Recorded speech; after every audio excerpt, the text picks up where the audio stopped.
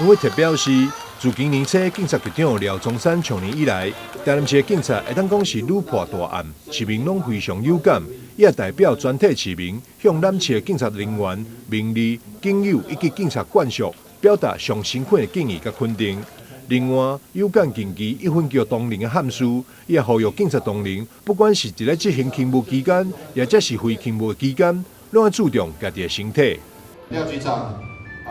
在今年初就职以来警察同仁将士用命，屡破大案，这一点我相信市民都有同样的感受。警察的辛苦大家看见，警察任务也日益繁重，所以更需要我们市民以及所有的朋友给予关怀跟鼓励。那我们今天其实如果听到一个相对比较不幸的消息，也希望呼吁我们警察同仁不管在执行勤务的时候，或者是非勤务期间，要注重自己的身体。因此，因为各位的身体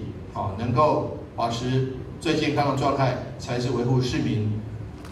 的这个安全以及城市安全最重要的保证。我们请局长跟眷属一同挥手念好，今天爸爸妈妈跟2位女儿都到了现场哦。伫警察局庆祝大会顶面，市长王伟泰也颁奖表扬112年度模范警察、警察奖章、职业员工等3项奖项，总共有109人得奖，肯定因伫治安维护顶面所做的贡献。台南新闻张硕维采访报道。